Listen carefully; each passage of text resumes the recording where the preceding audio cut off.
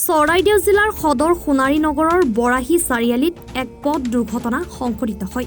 দুৰ্ঘটনাত আহত হয় এগৰাকী স্কুলীয়া ছাত্ৰী। জানিব পৰা মতে সোণাৰী পদ্মকুমাৰী বৰুৱা বালিকা উচ্চতৰ মাধ্যমিক বিদ্যালয়ৰ নৱম শ্ৰেণীৰ ছাত্ৰী অনামিকা বাউৰী বিদ্যালয়ৰ পৰা পৰীক্ষা দি ঘৰলৈ গৈ থকা সময়তে বৰাহী চাৰিআলিত পথ অতিক্ৰম কৰিবলৈ লোৱা সময়ত এখন তীব্ৰবেগী বাইকে খুন্দা মাৰে। ছাত্ৰীগৰাকী গুৰুতৰভাৱে আঘাতপ্ৰাপ্ত হয় আৰু আঘাতপ্ৰাপ্ত অৱস্থাত ছাত্ৰীগৰাকীক চৰাইদেউ জিলা চিকিৎসালয়লৈ প্ৰেৰণ কৰা হয়। সদাব্যস্ত বৰাহী চাৰিআলিত কোনো যান বাহন আৰক্ষীৰ ব্যৱস্থা নথকাৰ বাবে প্ৰতিদিনে সৰু বৰ ঘটনা সংঘটিত হোৱাৰ অভিযোগ ৰাইজৰ।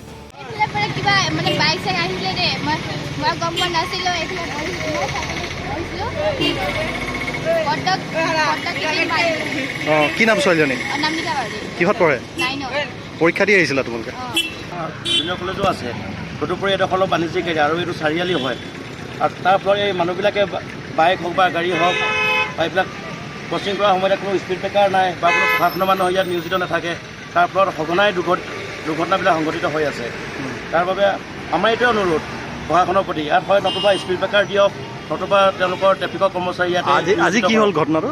আজি এতিয়া স্কুলৰ পৰা এজনী ছোৱালী যাবৰ সময়ত ৰাস্তা পাৰ হ'বৰ সময়ত বাইক লৈ গৈ বকিয়া তেওঁৰ ওপৰেদি পাৰ হৈ যায়গৈ চাইকেলখনৰ ওপৰেদি।